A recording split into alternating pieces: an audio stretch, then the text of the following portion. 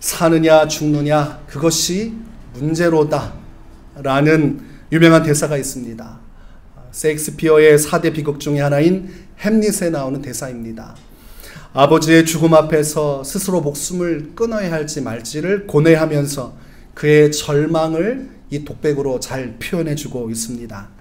우리가 살아가면서 인생 속에서 절망스러운 일이 닥치게 되면, 그것이 너무나 내 삶을 힘겹게 뒤흔들면 그때 우리는 고뇌하게 됩니다. 그러면서 생과 사의 갈림 속에 선택을 해야 하는 순간이 찾아오기도 합니다. 어떤 사람에게는 찰나와 같이 내가 죽는다는 것, 이 삶을 끝낸다는 것에 대한 고민이 지나치기도 하고, 어떤 사람에게는 그 순간이 너무 길어서 하루 종일, 일주일 내내, 한 달 내내 죽을 것인지 살 것인지, 내가 소망을 가지고 이 세상을 살아갈지 아니면 여기서 내 목숨을 끊어야 할지 굉장히 큰 고민 속에 고뇌하는 사람들도 있습니다. 전에 학교 폭력으로 인해서 한 학생이 자살한 사건이 있었습니다. 대구의 한 아파트 엘리베이터에서 CCTV에 잡힌 이 학생의 모습은 굉장히 초라하고 불쌍했습니다. 이 학생이 엘리베이터에 주저앉아서 눈물을 훔치고 있는 장면이 그대로 영상을 통해서 보여졌습니다. 죽기 전에 눈물을 흘리면서 고뇌하는 시간을 가진 것입니다. 이렇게 힘든 학교 폭력 속에서도 내가 인생을 살아갈지 아니면 이만 인생을 끝내야 할지 울면서 고민하다가 결국은 7시간 후에 이 학생은 그 아파트에서 자살을 선택을 하게 됩니다. 회원수 160만 명이나 되는 유명 온라인 카페에서 20대 여성 3명이 그곳에서 연락을 주고받고 만나서 자살을 시도합니다. 신고가 들어와서 경찰들과 소방대원이 출동해 보니까 의식이 그래도 있었습니다. 그래서 결국 이들을 살려낸 것입니다. 죽기는 죽어야 되는데 혼자 죽기는 어려우니까 주변에 죽고 싶은 사람들을 모집해서 한나란시에 죽기로 한 것입니다. 선택을 한다는 것이 죽음이었고, 혼자 죽기는 무서우니까 함께 죽자고 선택을 하는 것이지요. 우리가 인생을 살면서 왜 사느냐라고 물어보면 대다수의 사람들이 그냥 사는 거지 라고 이야기를 합니다. 태어났으니까, 또 생명이 있으니까 주어진 삶을 살아간다. 어떤 특별한 목적이 없어도 내 생명이기 때문에 살아간다고 하는 사람들이 참 많습니다. 좋은 것만 따진다면 나쁜 것도 많기에 우리가 어떤 이유를 찾는다고 하면 복잡하게 되고 혼란스러우니 그냥 사는 거다, 이렇게 이야기를 하는 것입니다. 우리가 살아가면서 이런 고뇌가 찾아올 때 여러분은 그 시간을 어떻게 버티고 이겨내십니까?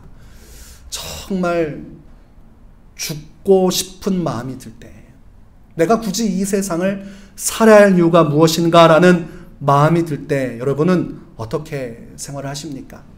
사람이 죽기 전에는 고민하게 되는데 그 시간이 자살 징후가 드러나는 시간입니다. 죽음에 대한 이야기를 계속 꺼낸다든지, 그의 노트를 보면 죽음, 자살, 그리고 인터넷 검색어를 보면 자살하는 방법 등의 것을 고민한다고 그래요. 그 시간 동안 그 사람은 무엇을 찾고 있습니까? 죽는 방법을 찾고 있습니다. 그러면서도 한 가지 희망을 갖고 있는데 내가 살아야 할 이유를 찾는 것입니다. 그래서 죽기 전에 여기저기 전화를 한다고 그래요. 사람들하고 만나자고 하고, 그러면서 자살증으로서 자기가 가지고 있는 물품들을 자꾸 주려고 한다는 겁니다. 혹시 주변에 자꾸 물건을 준다고 하면 여러분 의심을 한번 해보시기 바랍니다. 자기 신변 정리를 한다고 그래요. 그때 죽음을 준비하면서도 그 마음속으로는 내가 죽지 아니하여야 할 이유를 찾는다는 것입니다.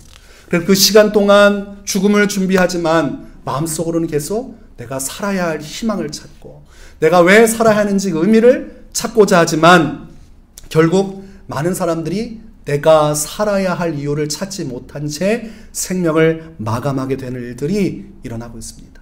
여러분 주변의 이야기입니다. 살아가는 내 주변 사람들, 또는 살아가는 내 가족의 이야기일 수 있습니다. 교회 생활하면서 많은 장례를 치르지만 이 자살한 분들에 대한 장례를 치를 때가 있어요. 얼마나 유족들이 마음 아파하는지 알 수 없습니다. 이거를 외부로 표현도 못하고 얘기하지도 못하면서 마음속에는 아픔이 있는 것이에요. 이 사랑하는 가족의 죽음 앞에서 무기력한 자신의 모습을 보게 됩니다. 그래서 우리는 교회적으로 분명한 메시지를 가지고 있어야 되는데 내가 왜 살아야 하는가에 대한 메시지를 가지고 있어야 됩니다. 이 메시지가 분명하지 않으면 집단적으로 자살하는 사건까지 벌어집니다. 1987년 경기도 용인에 있는 오대양 공예품 공장 식당 천장에서 시체가 발견됩니다. 한두 명이 아니라 32명이나 되는 사람들이 이 공장 천정에서 시체로 발견된 겁니다. 이게 굉장히 큰 사건이었습니다. 대한민국 정부 수립 이후에 최대의 변사 사건으로 기록되었고 이것을 재조사하기를 2번이나 조사했습니다. 이게 왜 이렇게 죽게 된 것인가? 결론은 집단 자살이었어요. 이 오대양 이 전체를 책임지고 있는 대표 박순자 이 사람이 그 가족과 종업원들 다 데리고 숨어 있었는데 이 사체 때문에 숨어 있었던 겁니다. 너무나 많은 사체를 쓰다 보니까 이게 170억 이상의 빚을 지게 된 거예요. 그러니까 사채업자들이 죽이려고 쫓아다니니까 숨어서 피하다 못해 가족들 한 17명 정도와 나머지 종업원들이 숨어 있던 겁니다. 그런데 그 지붕 밑에가 얼마나 더웠는지 36도 이상의 그 온도가 올라가고 온도가 더 올라가면 그 이상의 온도가 있는 거예요.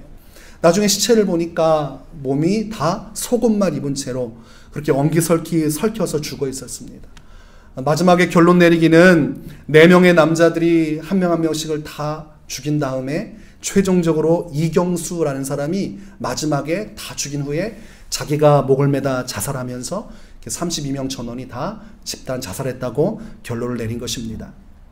이들은 구원파 신도라고 밝혀졌어요. 이들은 이 죽는 것, 집단으로 자살하는 것이 자신에게 어떠한 의미인지 잘못된 결론을 내린 것입니다. 집단 지성이 바르게 발휘되어야 하는데 군중 심리에 사로잡혀서 자살하고 말았습니다. 분명히 32명 중에서는 그래도 살고 싶은 사람이 있을 거예요. 누가 자살하고 싶겠습니까? 그런데 32명 중에 단 한 명도 살지 못했습니다. 사람은 집단으로 움직이게 되면 그 안에서 영향을 받게 되어 있습니다. 여러분 지나가다가 3명 정도가 하늘을 바라보면서 하고 놀라면 지나가는 사람 옆에 30-40명이 다 똑같이 하늘을 쳐다보고 있습니다. 그게 신기한 거예요. 횡단보도 앞에 서 있는데 한 2-3명이 빨간불인데도 지나가면 뒤에 있는 사람들은 아무렇지도 않게 다 따라 지나갑니다. 그것을 시험한 경과도 있습니다. 사람들은 군중의 영향을 받아요. 집단이 어디로 움직이는지. 집단이 모여서 잘못된 가르침에 사로잡히니까 32명이나 되는 그 아까운 생명들이 자신의 생명의 선택을 잘못해서 죽음으로 떨어졌습니다. 그러니 이것이 비극이에요. 그 교회는 왜 살아야 하는가에 대한 문제에 명확한 해답을 주어야 됩니다. 복잡할 필요 없이 간단하게 설명을 해야 한다고 생각을 합니다. 우리 안에 분명한 이유가 있어야 되는데 우리가 왜 살아야 하는가? 왜 자살을 하면 안 되는가? 첫 번째 이유는 분명합니다. 천국과 지옥이 존재하기 때문입니다.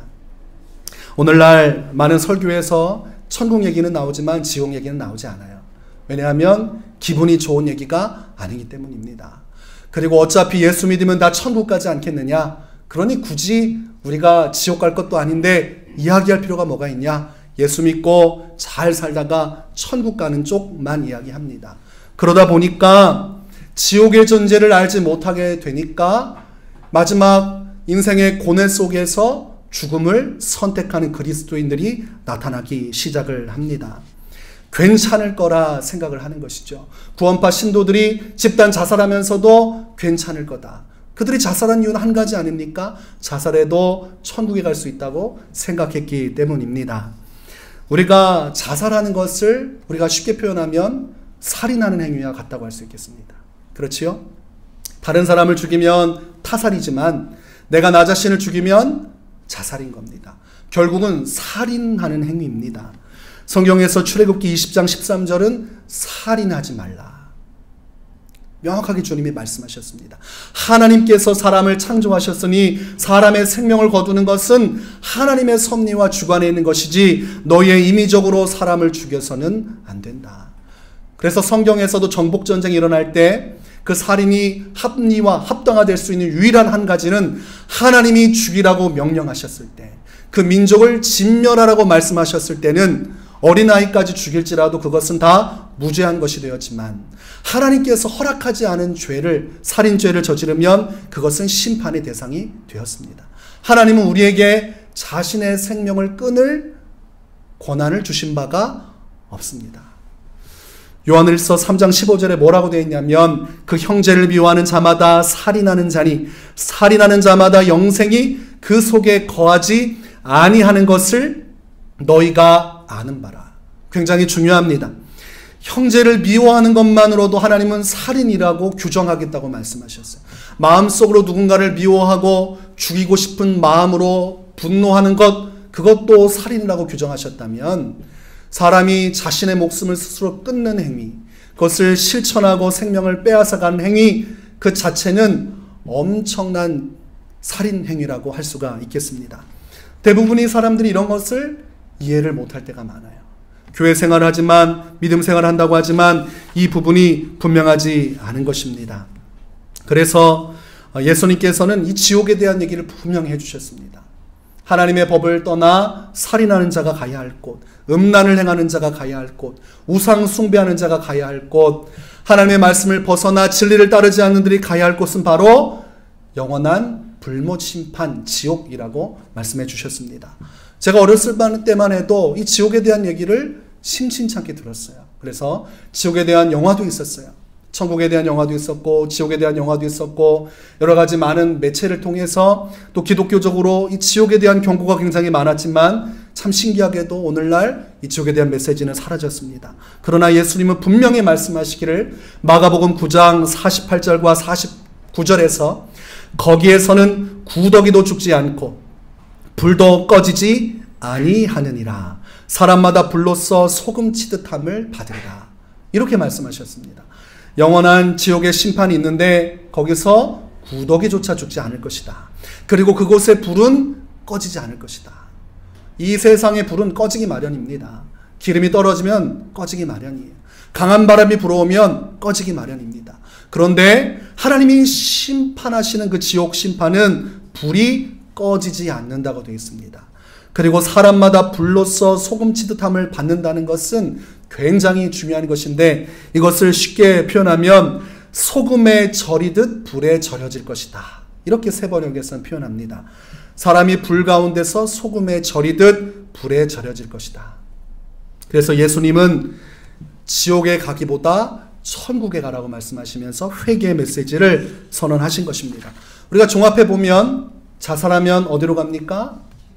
지옥에 가는 것입니다.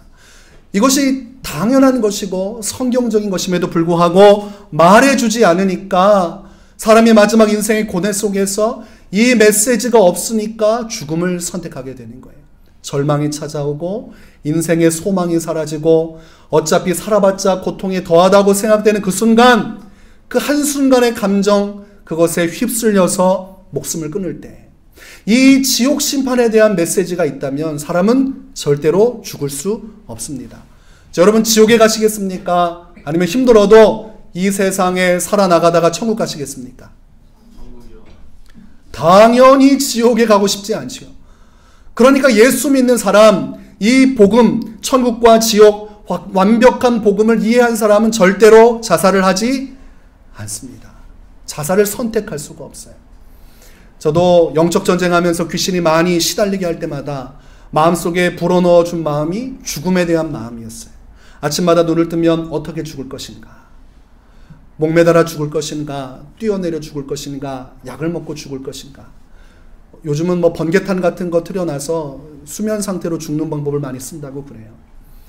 그런 마음을 계속 사단이 불러일으켜 줄 때가 있었습니다. 그런데 이 귀신이 쫓겨나가고 예수 복음을 경험하니까 내가 그때 얼마나 끔찍한 생각을 했던가 싶은 마음이 들었습니다. 어둠에 사로잡히면, 영적인 사단의 권세에 사로잡히게 되면 이 자살이라는 것이 끔찍한지도 모른 채 받아들이게 되는 일들이 있습니다. 그러나 예수를 만나게 되면 그 악취와 진동이 나는 그 더러운 생각을 버리게 되어 있습니다. 내가 왜 그때 그런 생각했을까? 그래서 여러분, 이 천국과 지옥, 이 복음 안에 담긴 하나님의 메시지를 우리가 분명히 이해하면, 나는 그럼에도 불구하고 살아야 하겠구나.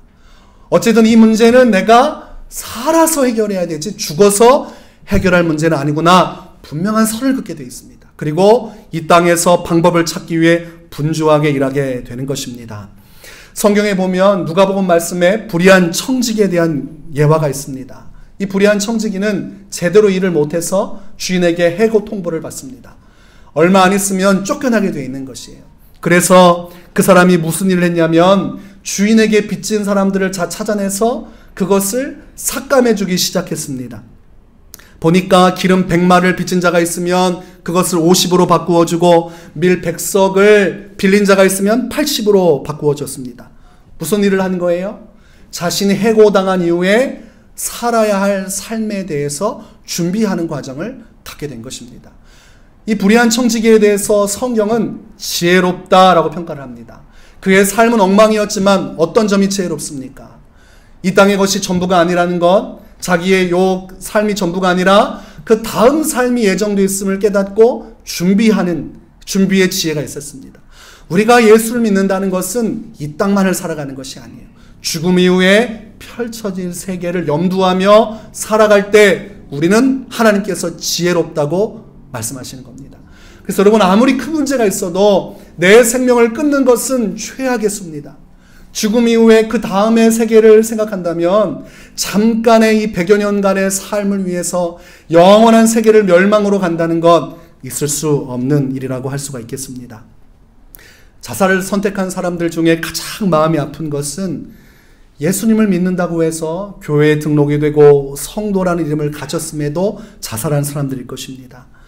장례식장에 보면 누구누구 성도라고 되어 있어요. 연예인 중에서도 검색을 해보니까 크리스찬 연예인이라고 하면서 자살한 사람들이 참 많습니다. 얼마나 안타깝습니까? 교회 문턱을 오고 갔지만 누구 하나 지옥이 있다는 사실을 말해주지 않은 거예요.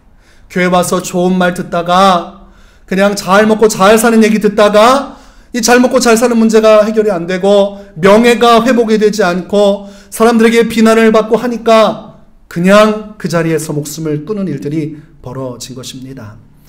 성경에 보면 이 지옥에 대한 얘기를 분명히 이렇게 씁니다. 요한계시록 20장에 둘째 사망 곧 불못이라고 말하는 심판이 있을 것인데 그곳에는 적그리스도와 거짓 선지자, 불신자들 그리고 대환란의 때에 짐승의 수를 받은 자들은 이 영원한 불못에 떨어지리라고 말씀을 하십니다.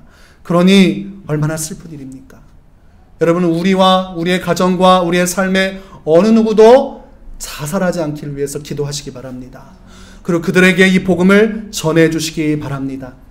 갈라디아서 3장에서 사도 바울은 갈라디아 교인들에게 이렇게 말합니다. 너희가 이같이 어리석으냐 성령으로 시작하였다가 이제는 육체로 마치겠느냐. 여러분 시작은 누구나 찬란하게 할 수 있습니다. 처음 예수 믿고 은혜 받고 교회 생활 할 수 있어요. 그런데 그 끝이 자살이라고 하면 육체로 마쳐지는 것입니다. 그래서 사도 바울은 그것을 어리석도다라고 말한 것입니다. 얼마나 어리석은 거예요.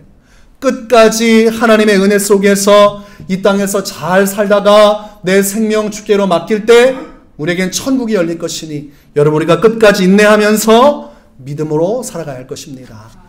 우리가 내게 주신 삶을 끝내지 않고 계속 살아야만 하는 두 번째 이유는 하나님께서 나를 사랑하시기 때문입니다. 하나님께서 나를 사랑하시기 때문이에요. 자살하는 사람들은 살기 위해서 이유를 찾지요. 그래서 여기저기 사람들을 의지합니다. 근데 극단적인 자살하는 사람들의 특징이 어디에도 도움을 받지 못했다는 것이에요. 사람들에게 도움의 손길을 요청했지만 사람들이 매정하게 뿌리칠 때 혼자 이 문제를 골머리 앓다가 우울증에 빠지게 되고 이 문제로 인해서 밤낮 없이 고민하다가 자살에 이르는 것입니다. 그러나 하나님이 나를 사랑하신다는 사실을 발견하게 되면 인생은 결코 끝낼 수가 없는 것입니다. 하나님이 나를 사랑하신다. 하나님이 나를 사랑하신다. 하나님이 나를 사랑하신다. 이 문제가 나를 힘겹게 해도 하나님이 나를 사랑하신다. 이 복음의 메시지가 내 안에 들어오면 절대로 자살할 수가 없습니다. 누군가는 말할 것입니다. 하나님이 사랑하는 문제와 내가 이렇게 고통받는 문제가 무슨 상관이 있습니까?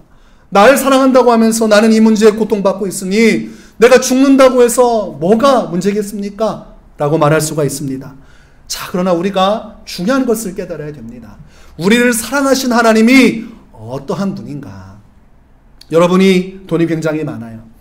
여러분이 백화점 전체를 쥐고 있는 굉장히 큰 사업을 하는 사람입니다. 정말로 여러분이 목숨보다 사랑하는 사람이 돈 문제로 고민하고 있으면, 자살할까 말까 하고 있으면 여러분 도와주겠습니까? 도와주지 않겠습니까?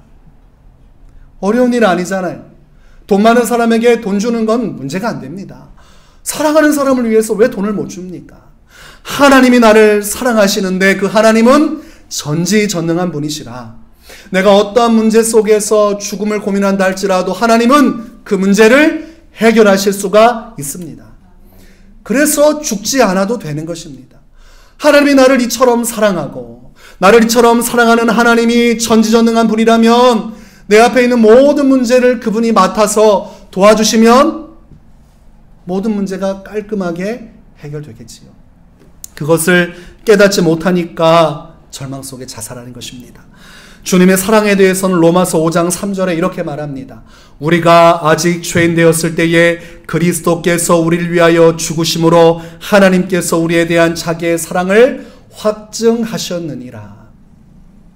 많은 사람들이 물어볼 겁니다. 아니, 하나님은 보이지도 않고 내 삶은 이렇게 힘겨운데 어찌 하나님이 나를 사랑한다고 말할 수 있습니까? 그러나 성경은 십자가를 바라보라. 여러분, 제 뒤에 십자가가 있지요?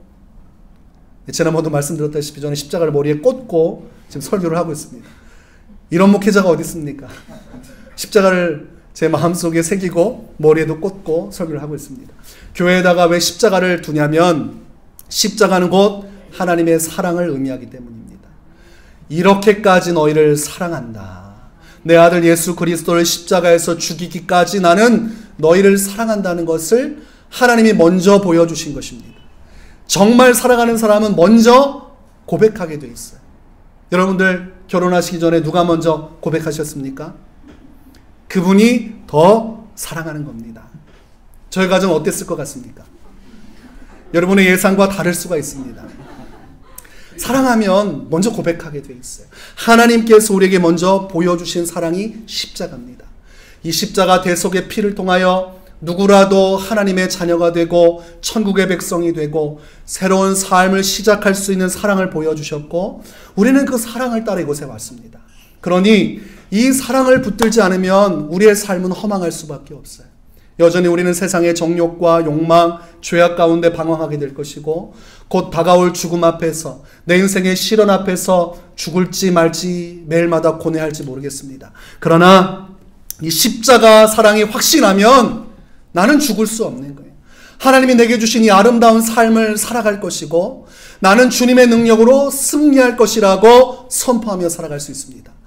인생이 회색빛이었다가 예수 사랑을 붙들면 그 순간 온 세상이 환한 빛으로 변해가는 것입니다. 제가 영적으로 시달리고 사단에게 시달릴 때 죽고 싶은 마음이 밤낮으로 제 영혼을 흔들었습니다. 나중에 귀신이 확 하고 떠나가고 나니까 정말 신기한 것은 죽고 싶은 생각이 사라져버린 거예요. 그때 제가 깨달았습니다. 사람을 죽이려고 귀신이 자살시키는구나. 계속해서 죽을 생각을 집어넣는구나. 여러분 마음속에 계속해서 죽고 싶은 마음을 주는 것은 성령의 역사가 아니에요. 사단의 역사입니다. 그러나 예수 사랑이 복음이 들어오면 어둠의 권세는 쫓겨나는 것입니다. 귀신이 쫓겨나고 나니까 제 삶이 바뀌었어요. 다음날 일상을 살아가는데 행복한 것입니다. 인생이 너무 아름다운 거예요.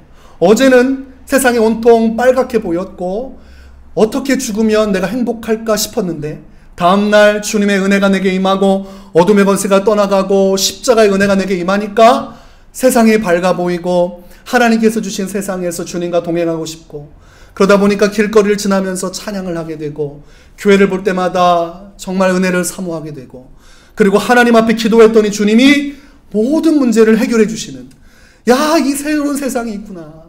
그런데 왜 사람들은 이 은혜 가운데 돌아오지 못할까? 여러분은 십자가 사랑을 믿고 이 복음으로 들어온 사람들입니다.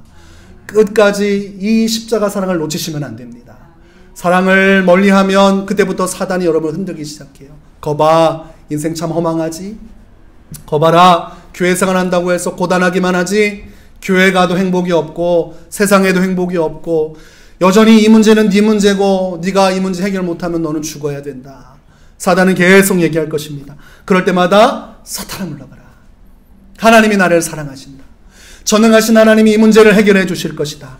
요한계시록 3장 7절에 예수님을 이렇게 표현합니다. 다윗의 열쇠를 가지시니 곧 열면 닫을 사람이 없고 닫으면 열 사람이 없는 그 모든 문제를 하나님은 열어 제껴서 해결하실 수 있는 것입니다. 하나님이 닫아놓으면 누구도 그 문제를 풀 수가 없습니다. 오직 하나님만이 여러분 인생의 문제를 해결하실 수가 있는 것입니다. 그러니 여러분 그 문제 때문에 죽느냐 사느냐 그것이 문제로다 고민하지 마시기 바랍니다. 우리에게 활짝 열린 영원한 세계 천국과 지옥 앞에서 우리는 천국을 향해 살아가야 할 것이고 또한 이 땅을 주관하시고 우리의 삶의 모든 문제를 해결하실 수 있는 전능하신 하나님이 나를 사랑하시기에 나는 오늘도 내 인생을 힘차게 살아낼 수가 있는 것입니다. 힘들 때마다 여러분 십자가를 생각하십시오. 힘들 때마다 영원한 세계를 바라보십시오. 그러면 하나님이 여러분에게 놀라운 은혜를 주실 것입니다. 로마서 8장 37절에서 39절에 이런 말씀을 합니다. 그러나 이 모든 일에 우리를 사랑하신 이로 말미암아 우리가 넉넉히 이기느니라. 내가 확신하노니 사망이나 생명이나 천사들이나 권세자들이나 현재일이나 장래일이나 능력이나 높음이나 깊음이나 다른 어떤 피조물이라도 우리를 우리 주 그리스도 예수 안에 있는 하나님의 사랑에서 끊을 수 없으리라. 하나님은 여러분을 포기하지 않습니다. 하나님은 여러분과 끝까지 이 세상 끝까지 영원토록 함께 하실 것입니다. 우리 하나님 믿고 우리가 이 세상에서 살아야 할 이유를 발견하고 그리고 우리뿐만이 아니라 여러분 주변에 죽음으로 저물어가는 영혼들을 이 말씀으로 세워주시기 바랍니다.